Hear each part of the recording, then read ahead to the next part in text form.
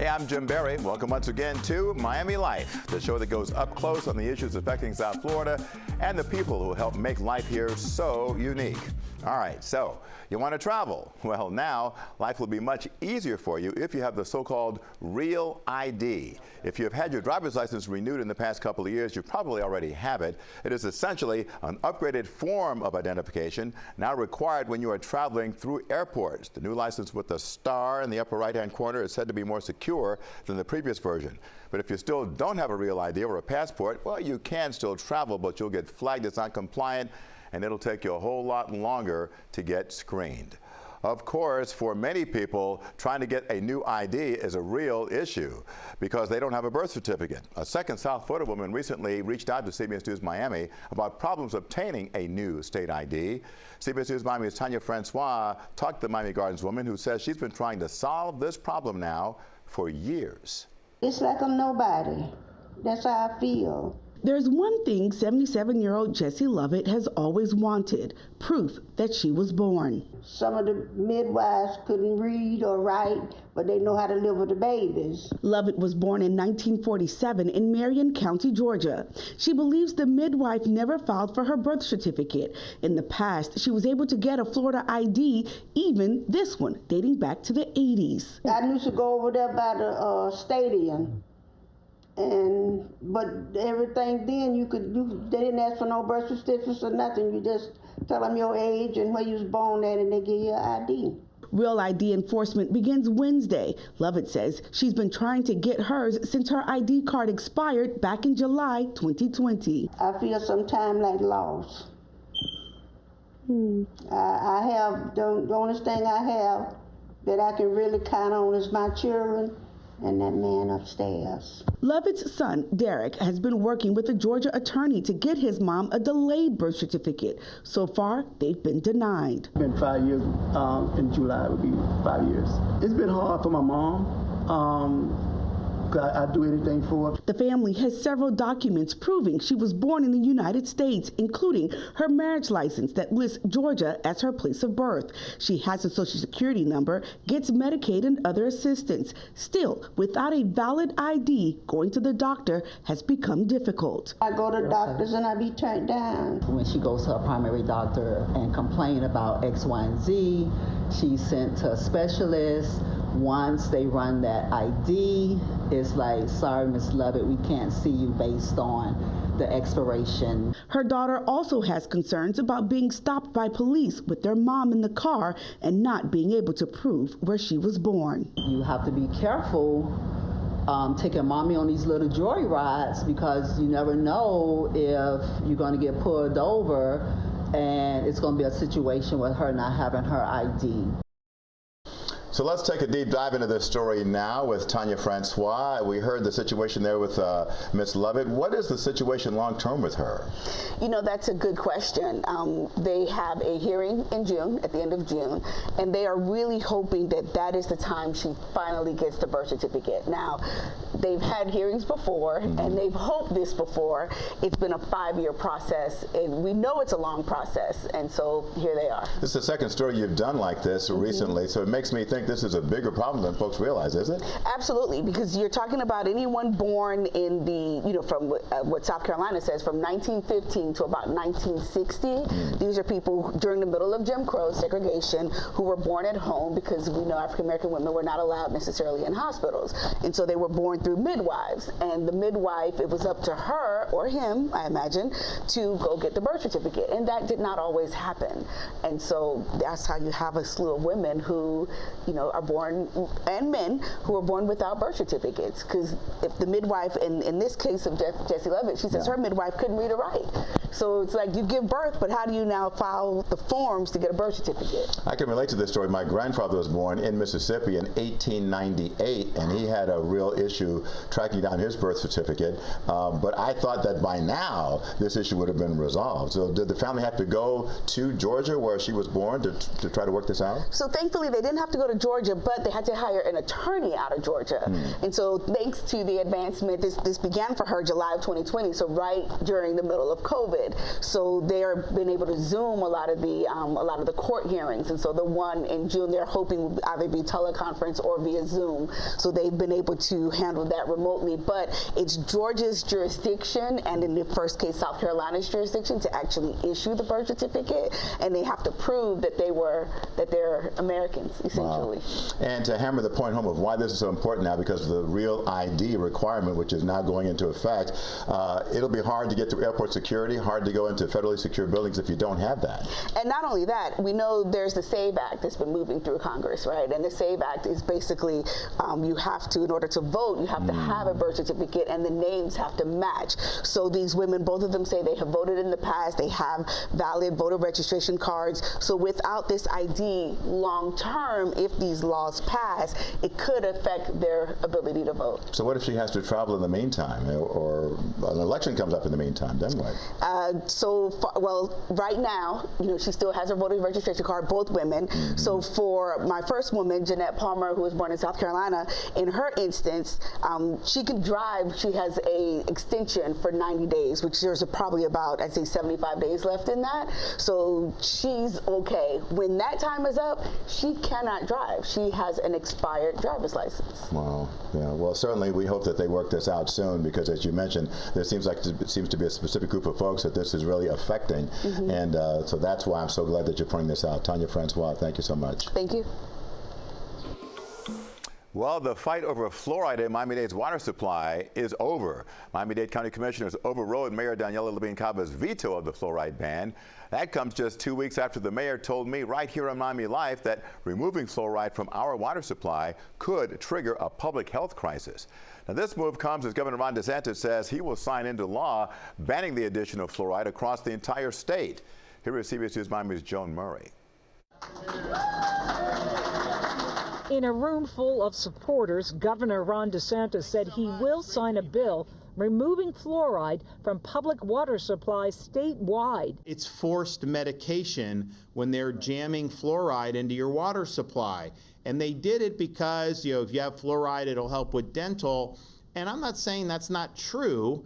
But we have other ways where people can get access to fluoride. Though the Centers for Disease Control said safe levels of fluoride found in public water systems help prevent tooth decay, Florida's Surgeon General said other studies indicate it can harm children. You have multiple research groups in different states and different countries finding the same things. Right? Are they all just making it up? Miami-Dade commissioners don't think so. They voted to override the mayor's veto of a measure to remove fluoride from the county's water supply for over 2 million people. The mayor said she will comply with the soon-to-be state law. I am deeply disappointed by this decision because it disregards the overwhelming consensus of doctors, dentists, and organizations of medical experts. Broward County administrators tell me they won't fight the state either. They serve a population of about 250,000 people and tell me they are prepared to eliminate fluoride to the water supply by July 1st, should the governor sign the bill into law. So fluoride out of public water supplies as of July 1st here in Miami-Dade. It will happen sooner, the beginning of June. In Miami, Joan Murray, CBS News, Miami. Up next on Miami Life, could South Florida's seaweed invasion actually be a good thing? Sargassum, like what you think here is a waste, it can be the building block for your next home. Really? See how all the seaweed that is piling up on our beaches could be used for sustainable construction. And the future is female. We'll introduce you to a local organization helping giving young girls the skills they need to make a difference. Miami Life, back in a moment. Welcome back. South Florida beaches are being inundated by sargassum seaweed washing up on our shores. It's messy, and the seaweed, well, let's just say, doesn't smell too good either. But could it be a blessing in disguise? Shane Hinton tells us about a possible solution for the seaweed that could be a sustainable option for the future.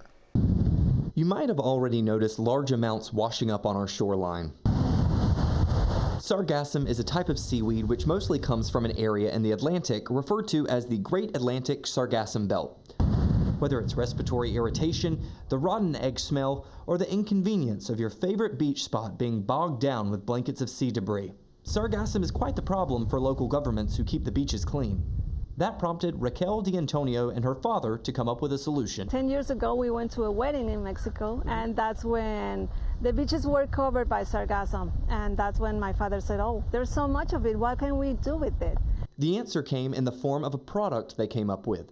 It's called sargassum eco-lumber, a product created from seaweed and recycled plastics, which provides a sustainable alternative to lumber that comes from trees. Sargassum, like what you think here, it's a waste. It can be the building block for your next home. A home built out of seaweed? Well, that's not all. This eco-lumber could be used for everything from shipping pallets to flooring. According to the National Association of Home Builders, the United States doesn't currently produce enough lumber to meet the country's demand. We could provide a U.S. manufacturing alternative to lumber that is also sustainable, that is very competitive in price, and it's more durable than regular lumber. Raquel mentioned a typical 4x8 plywood panel starts at around $38 per panel on average, and sargassum eco-lumber would cost about the same. However, the eco-lumber is resistant to water, pests, rot, and rust. A bonus benefit from the product is in the manufacturing process, which is said to be low emission and chemical free. In fact, the eco-lumber traps gases from sargassum within the product, preventing it from being emitted into the atmosphere like it would in a landfill or on the shoreline. Our oceans are filled with plastics that break down into microplastics. So we're not only solving the sargassum inundation crisis, so also the plastic crisis. And that was Shane Hinton reporting. By the way, Sargassum Eco-Lumber is hoping to open its first manufacturing facility here in Miami. Still ahead on Miami Life, making an impact. See how a South Florida group is empowering hundreds of young girls and giving them a platform for success. That story when we come back.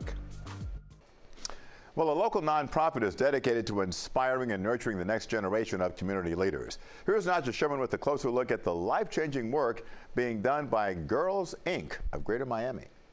Girls, Inc. of Greater Miami empowers young girls through innovative educational programs that encourage them to be strong, smart, and bold.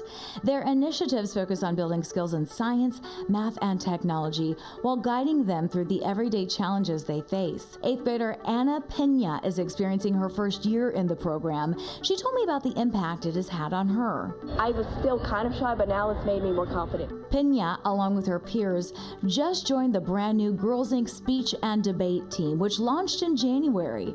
For the first time, they showcased their skills at the Girls, Inc. Fuel Her Fire Luncheon fundraiser. At Girls, Inc., we believe girls have the right to be confident. Founder and CEO of Girls, Inc., Virginia Akar, told me how the program has evolved over the years. This is everything culminating in one moment. Everything that we started 6 years ago with one program for 30 girls, today is now 300 girls at 8 different programs. So today is a display of that. Today you'll see for the first time the girls that participate in our Bold Voices Speech and Debate Club, a program that we just rolled out, and the girls are here to speak in public for the first time. 8th grader Isabella Lozano shared with me how Girls, Inc. has given her a platform to express herself through writing. So being able to do this extracurricular is amazing for me because it gives me the opportunity to write, and the topics that they give us is something that I'm very interested in and something that I feel very strongly about. So we currently partner with 5 Miami-Dade County Public Schools. The big dream is to be a partner with every single school in the county. There are 177,000 girls, low-income girls, attending Miami-Dade County Public Schools. We want to reach every single one. Akar emphasizes that giving these girls access to role models, opportunities, and educational training can dramatically change the trajectory of their futures. The Girls, Inc. after-school programs are offered to the girls at zero cost to their families. Nadja Sherman, CBS News, Miami. 2 thumbs up for that program. We'll be right back. Well, we've got something special for you next week on Miami Life.